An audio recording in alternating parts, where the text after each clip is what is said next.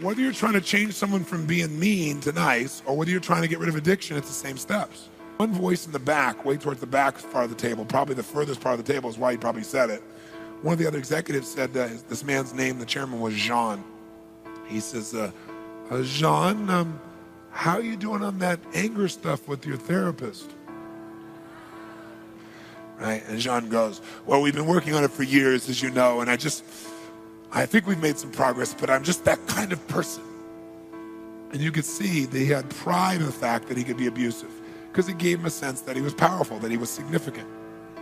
And so this person said, well, you know, Jean, and the person who said this is the person who invited me to dinner. You start to get the picture? He says, well, you know, Jean, Mr. Robbins is considered to be the best therapist in all of America.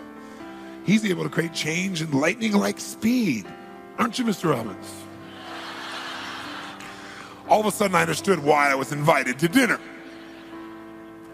So he said, oh, no, Mr. Robbins, I would never take up your time at this wonderful dinner. It would be so unfair to you and everything else. He said, but Mr. Robbins, what would you do?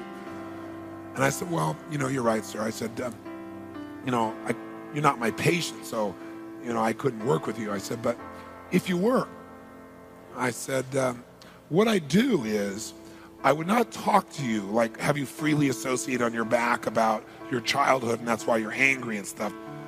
I said, what I would do is actually train your nervous system to change so it really would. He said, really? How would you do that? That's all the opening I needed. I said, well, I'd say, do you remember what you said to that man over there earlier? He said, no. I said, sure you do. Remember, you were calling those 4-letter words, you were saying this, you were saying that. You kind of enjoyed it a little bit, it looked like. He went, well, yes. And I reached out and I went, wham! I hit him as hard as I could in the shoulder. He went, what are you doing? What are you doing? I said, I'm showing you what I would do if you were my patient, but you're not my patient, so I would never do that, right? He was like, and the people at the table like, right? And I'm looking at him smiling. And as I do this, he doesn't know how to process it because I'm not looking mean. I'm just going, that's what I do if you're my patient, but you're not, so I'd never do that. He's like, do you ever see people when they're totally confused and they like search every quadrant of their brain? Right? So now what have I done? Massively interrupted his pattern and gotten major what? Leverage. See, you can talk to your blue in the face. That's not going to change this guy. He said, wow, that was painful. I said, that's the idea. So if I was your therapist, that's the kind of thing I do, and I do it enough so you would never do it again, ever. Right? And he's like, oh. He said, yeah, that would be, yeah, I can see that might work. I said, oh, no, it will work. As a matter of fact, remember what you said to your wife? He went, no.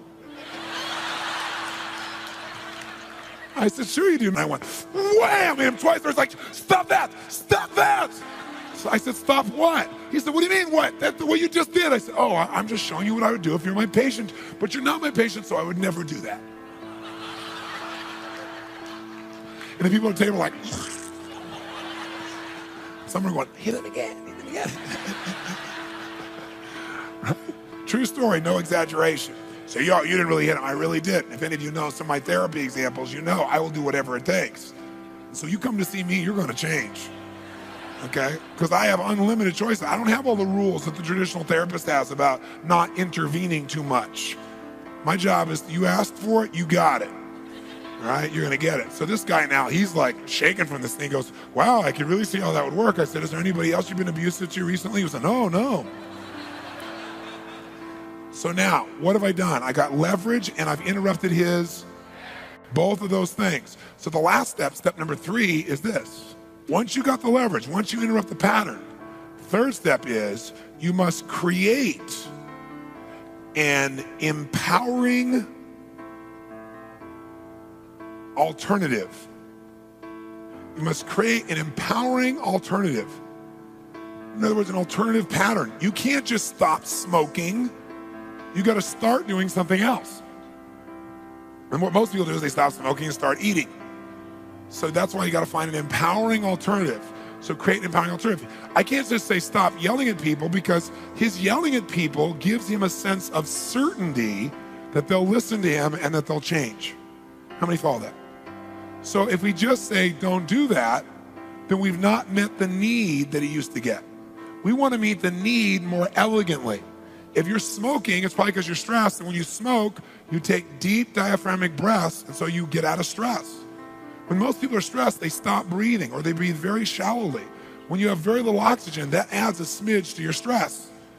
So cigarettes now, while there's a physical addiction, what made it happen initially was it relaxed you. So you don't want to just stop smoking and be stressed. You gotta have something else to relax you. So what a lot of people do is they eat tons of food, so the stomach fills up, and all the blood rushes in there, and they start breathing in their diaphragm again. But there are better alternatives. Does that make sense? So you gotta come up with an empowering alternative, and once you do it, and reinforce it. Reinforce it. How do you reinforce something? You notice it, you give it pleasure, you acknowledge it, you reward it. So you might want to use the word reward it, and reinforce it or reward it until it becomes habit. Until it becomes habit. So you got to create an empowering alternative, and you got to reinforce it until it becomes habit. Once it's a habit, you're set. But how do you do this? Well, the secret to reinforcing something is give it pleasure, give it rewards. So you'll start changing to avoid pain. But after a while, you just go back to it. Even though it's painful, I'll adjust to it. But see, what will last, what creates lasting changes is when you do something and you're rewarded for it. When you give yourself rewards, you feel happy, you feel proud of yourself, you feel a sense of excitement or freedom or more love. When you get that reinforcement on a regular basis, pretty soon it just becomes who you are. That's what you want to do. And so that's what I did with him. So a year later, I had him come up with these alternatives to how to communicate. And throughout the night, when he started communicating with somebody who did something right, I caught him doing it right. And I'd say, now, John, I want to say something to you. Do you see Bob's face over here? The way you used to interact with him?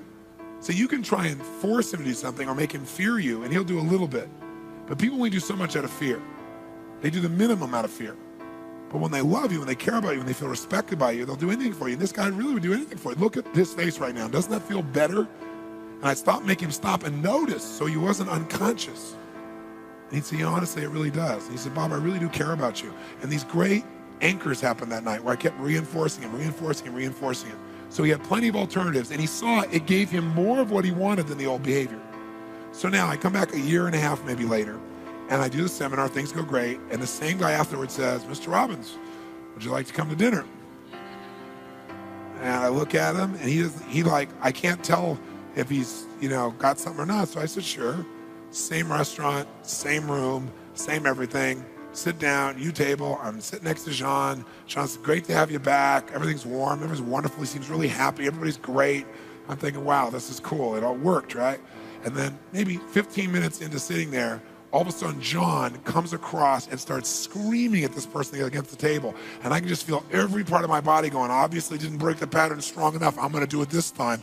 And I just feel my face and body tighten up. And all of a sudden he turns over and goes, gotcha. And everybody, the whole place started laughing. It was a setup.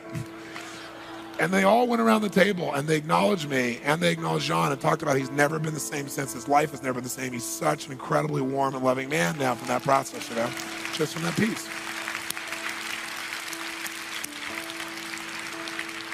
Now, whether you're trying to change someone from being mean to nice or whether you're trying to get rid of addiction, it's the same steps.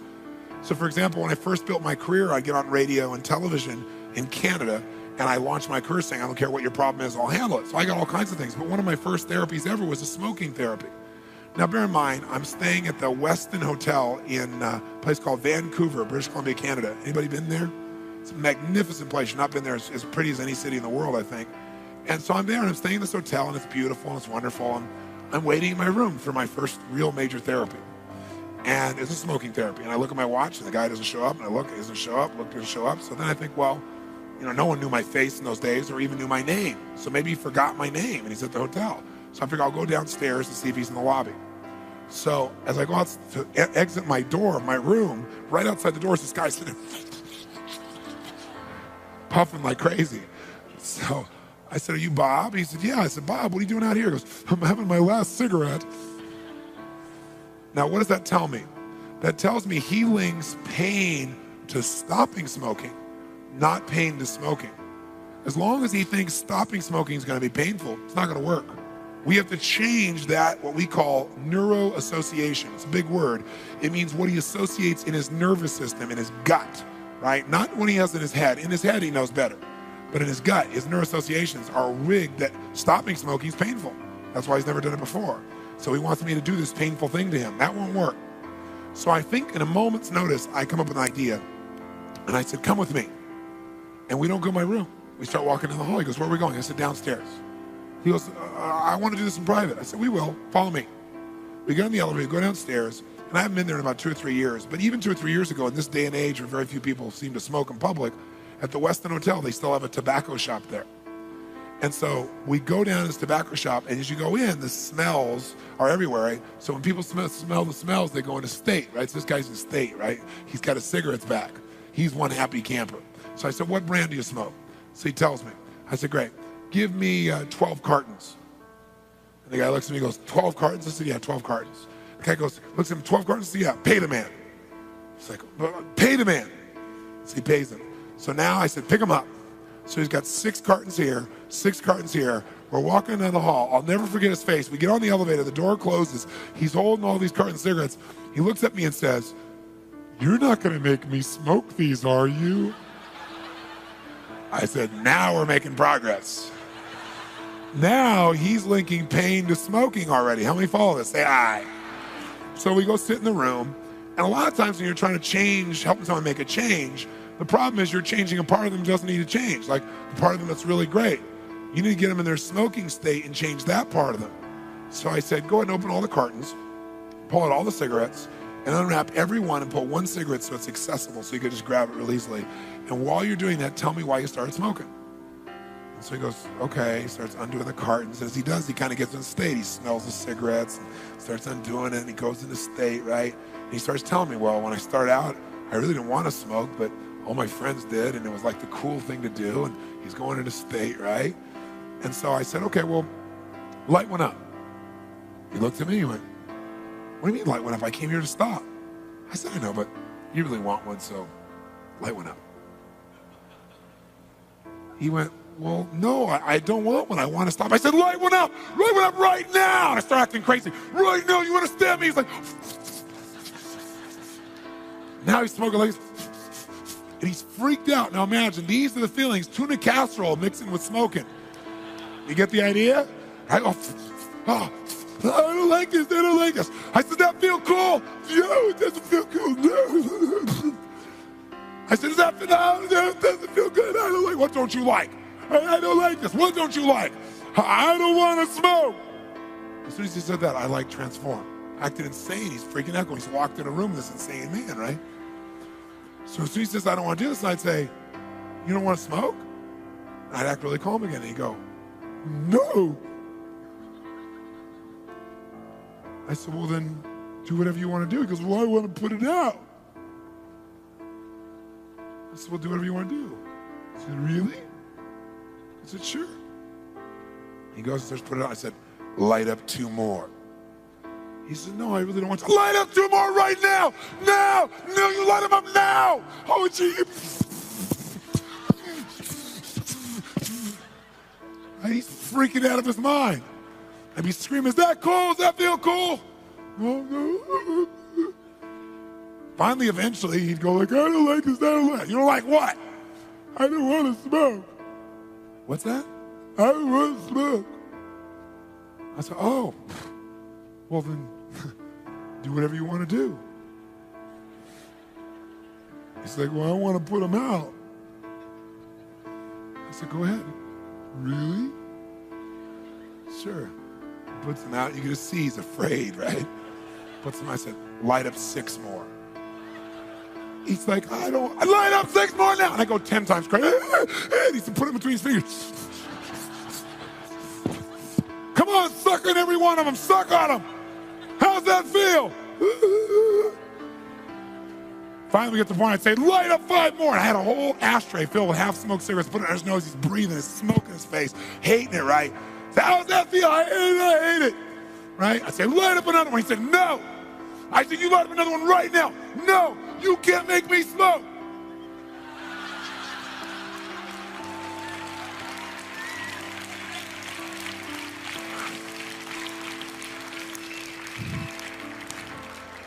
Now we broke the pattern. So then when you get an alternative, And so he went outside, he dumped his cigarettes over the side down into the ocean. I wouldn't do that now, but he did it. And he blew his nose, all this black soot came out, right? Just all over the place in his handkerchief, right? Kept blowing his nose, you know. And I did too, because I was in the room taking it all in also. It's a terrible way to do it stuff. It was one of the reasons I stopped doing them eventually, came up with a different technique, right? Because I was gonna have cancer doing all these therapies on these people, right? And so he goes out there, now he's breathing fresh air, and the fresh air feels so good, and then he comes up with the alternative and condition it. It works. Now, you gotta vary your technique for various things, because once I found something to work, you know, you tend to do it a lot because it works. But how to create momentum is really a science. It's not difficult, but it is a science. It's a step-by-step process. And when you understand how to do it, you can create momentum anytime you want.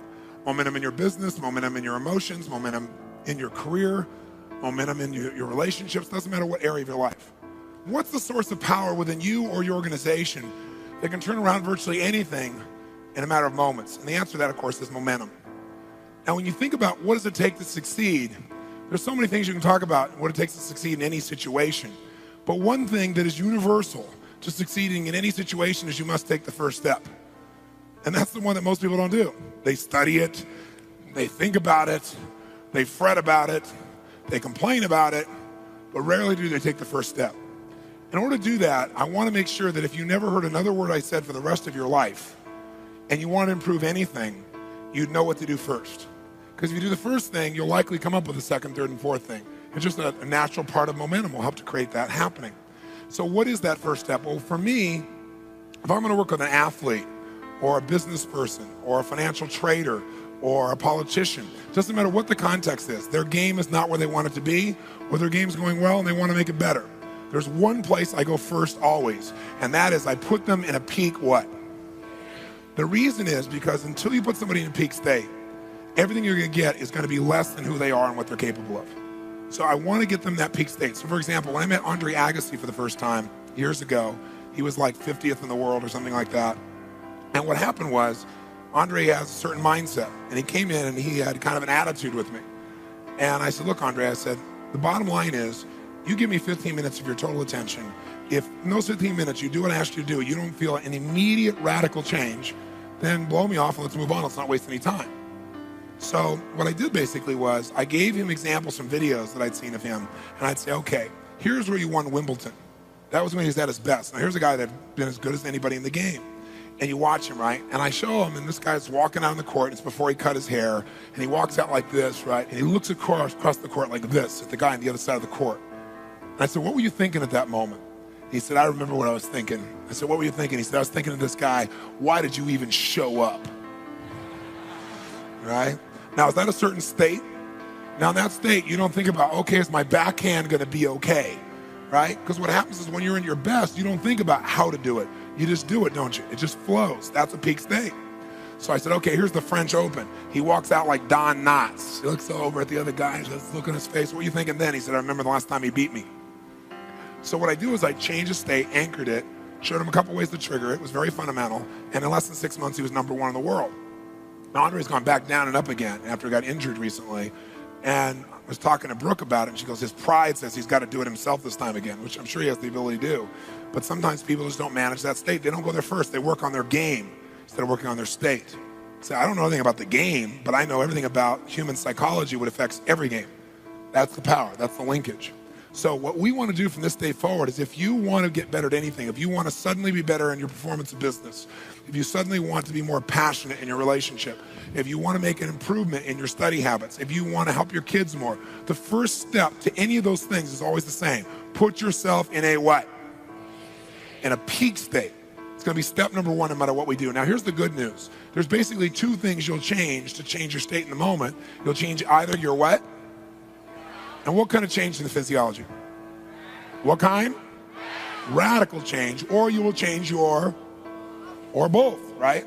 And you know how to do it. So let's very quickly first see that. I'll walk you through the whole thing first. So once you get yourself in a peak state, that's kind of like priming the pump. Ever got yourself in a peak state, like wham, and you're there for a while, then gradually you come back to the kryptonite Clark Kent that you were before, right? How many of you experienced this? Being in a peak state and then gradually dropping down. Say aye.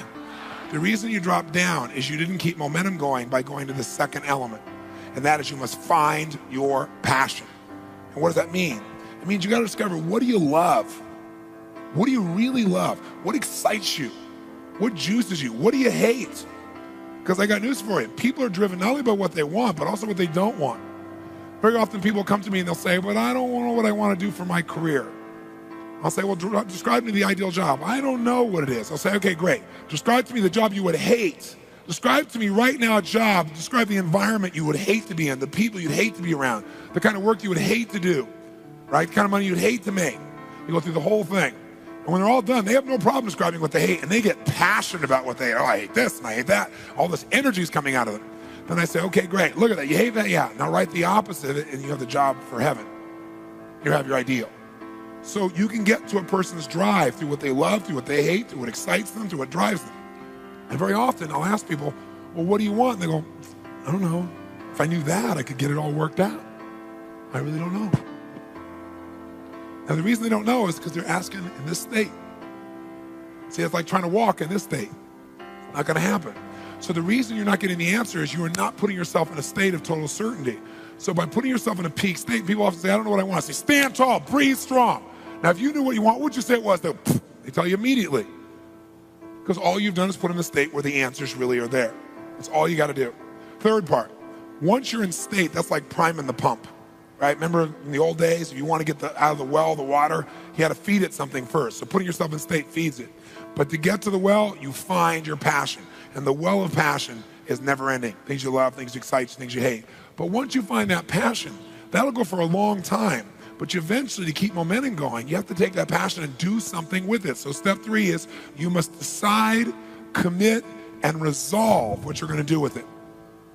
And that's what keeps the momentum going. Otherwise, you're just passionate for a long time, and then gradually that'll dissipate.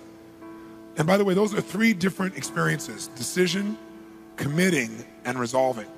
They are different emotions, and they're all 3 critical if you're going to actually follow through on your decision. Step 4 for momentum is you must get yourself to take massive what? That's right. Because the only way a decision is real is if you act upon it. If you don't act upon it, you make a decision, you'll lose momentum. And then finally, when you start taking action, you'll start getting results, and now you want to be SMART. And SMART is an acronym for you want to make sure your strategy is really working. Remember, you want to have sensory acuity. Is it working or not? You want to measure it. You want to assess, is it giving you what you want? And if it is, you want to reinforce it and take new action. And that keeps the momentum going. And then you'll see in the middle of the circle, there are some forces that will either accelerate or break your progress.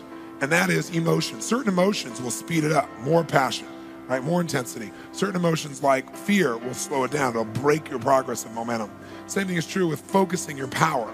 When you concentrate all your focus on something, it accelerates it if it's something good. If you focus on your greatest fear, it's going to slow everything down. Same thing as modeling. If I want to speed up my momentum, well, then I can learn by someone else's experience. When I had no money, I mean none, I couldn't pay my own bills, I couldn't pay my rent, I would take my money and go to a seminar or take somebody to lunch who was brilliant and pick their brain. Because I realized I'm always not going to have money for rent until I make a radical change in my understanding, skill, and psychology. And I don't want to wait forever, I got to get it now. So I would stretch to get the resources of someone else when I couldn't possibly do it, because I understood that. A big part of my life came about from saying, I want to compress decades into days. The only way to do that is get those resources, and that sped up my momentum. It gave me the power of modeling. Another one there is synergy. How through synergy you can speed things up. And lastly, the power of environment. What drives you? What do you really want? What are you committed to? Now, once you've got those emotions brewing, it's a lot easier to do what all change comes from, which is to make a real what? Decision. Because if you look at your life and you want to see why your life is the way it is, that the parts of your life you love and maybe the parts of your life you're not as thrilled with, you can really define why your life is there if you really look at your life by your decisions. You say, no, that's the way God made it. Well, that may be true, but God has made lots of people have the same experience, but what you took out of that experience was your conscious choice or unconscious choice. You decided. And so if you look at your life, I bet you could look at the last 10 years of your life, for example, maybe the last 15. I'd be willing to bet there are places along the way that if you would have made a different decision, your life would be radically different than it is right now. Better or worse, I don't know, but you probably do. But it'd certainly be different. How many would agree with that? Say aye. And a lot of times those decisions we don't think much about. Sometimes they're decisions like what are we going to do for a living, or where we're going to live, or who we're going to spend time with, or who we're going to marry, or whether we're going to have children, right? What we're going to believe. Those choices have shaped who you are. And so if you want to transform the quality of your life, there is only one power, and it's decision. But most people have not made a decision so long, like a real decision, I mean a tough one where it's hard and you make yourself do it. They kind of like express preferences and kind of see if it works out. They put it in a should mode. A decision made from a should is not a real decision because you don't act on it. You do it for a little while. You never really not only decide, but to commit and really resolve that no matter what, you're going to make it happen. That's different than just deciding in the moment, right? That's not a real decision. That's a preference that you're expressing. So if you think about that, then there are decisions along the way that have shaped your life radically. And if you want to shape your life, you want to take control of that power that your Creator has given you. And you got to do it consciously, because otherwise what happens is you just go with the flow. And going the flow sounds really nice. But the problem is you get to the fork in the river and you haven't decided clearly, you go with the flow. Well, the flow of water, the strongest flow, goes to where the falls are. And one day you wake up, 3 feet from Niagara Falls in a boat with no oars, and you go, oh, shoot. And at that point, it's a little late. So what we want to do is get really conscious about decision making, but again, you want to do it from a peak state. I had a friend that for years drove this old, horrible car he hated. But he kept doing it because his belief was that God wanted him to be poor. And his kids hated it. They'd make him drop him off a block from school.